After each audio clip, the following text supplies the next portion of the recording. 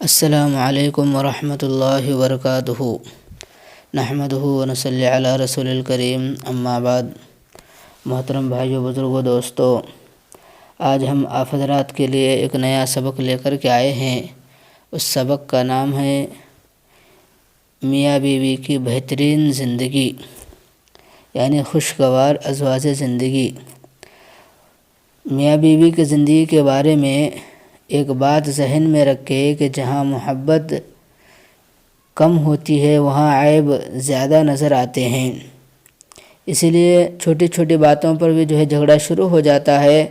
تو شریعت نے اس کے لیے حکم دیا ہے کہ تم آپس میں محبت و پیار سے زندگی گزارو۔ آگے فرماتے ہیں کہ انسان کو بڑا حوصلہ رکھنا چاہیے۔ ایک بڑا نظام چلانے کے لیے انسان کو دل بھی بڑا رکھنا چاہیے۔ اسی لیے انسان کو تحمل یعنی برداشت اور صبر سے گھر کے معاملات نبھانے چاہیے۔ کتنی عجیب بات ہے کہ خاوند یعنی شوہر اپنی بیوی سے جھگڑتا ہے جو زندگی خاوند کے لیے وقف کر چکی ہے، یعنی پورا وقف کر چکی ہے، اور بیوی اپنے خاوند سے جھگڑتی ہے جو اس کی زندگی میں اتنا بڑا مقام پا چکا ہوتا ہے۔ یہاں تک کہ ہم نے سنا ہے کہ اللہ والے دشمن کے دلوں کو بھی تنگ نہیں کیا کرتے۔ تمہیں یہ مقام کہاں سے نصیب ہوا کہ تم اپنوں کے ساتھ اس طرح کا معاملہ کرتے ہو؟ بعض اوقات دیکھا گیا کہ دینی جہالت کی وجہ سے یا تکبر کی وجہ سے پڑھے لکھے جوڑوں میں بھی یعنی شادی شدہ لوگوں میں بھی محاد آرائی ہوتی ہے، یعنی چھوٹی چھوٹی باتوں پر جھگڑا شروع ہو جاتا ہے۔ میاں بیوی ایک دوسرے کے اس قدر یعنی اتنے خطرناک دشمن ہو جاتے ہیں کہ خاوند ہر وقت بیوی کی غلطیاں اور عیب ڈھونڈنے کی کوشش کرتا ہے، اور بیوی ہر وقت خاوند کی غلطیاں اور عیب ڈھونڈنے کی کوشش کرتی ہے۔ جسم ایک دوسرے کے بہت قریب ہوتے ہیں لیکن دل ایک دوسرے کے بہت دور ہوتے ہیں۔ اس لیے فرمایا کہ ہمیں چاہیے کہ ہم آپس میں محبت کے ساتھ رہنے والے بنیں۔ اب ایک بات سمجھ لینا ہے کہ بعض اوقات یہ جھگڑے ہوتے ہیں وہ کسی تیسرے کی وجہ سے ہوتے ہیں۔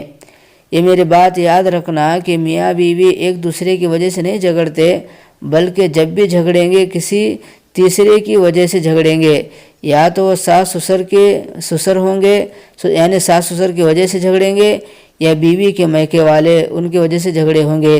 اس لیے شریعت نے ایک بات سمجھا دی کہ لڑکی کو کہا کہ دیکھو، نکاح سے پہلے ایک ماں تھی، اب تمہاری 2 مائیں اور 2 باپ ہیں۔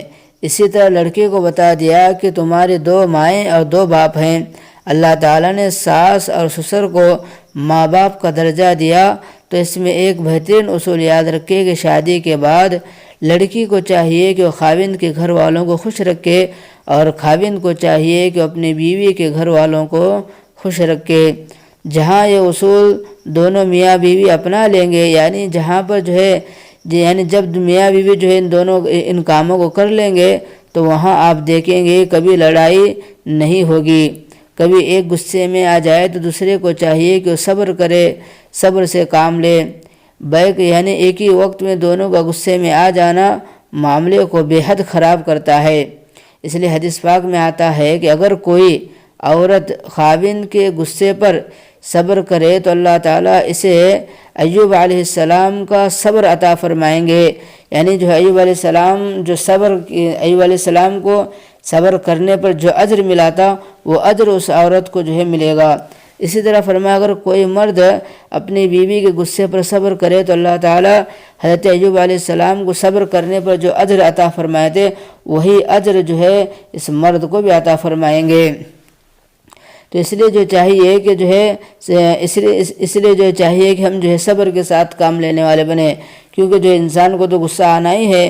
اگر ایسا معاملہ پیش ہو گیا تو ہمیں چاہیے کہ ہم صبر کے ساتھ کام لینے والے بنیں۔ صبر کے ساتھ زندگی گزارتے ہوئے جائیں گے تو انشاءاللہ زندگی میں کامیاب ہوگی۔ بس اللہ سے دعا ہے کہ اللہ تعالیٰ مجھے اور آپ کو ان تمام باتوں پر عمل کی توفیق عطا فرمائیں۔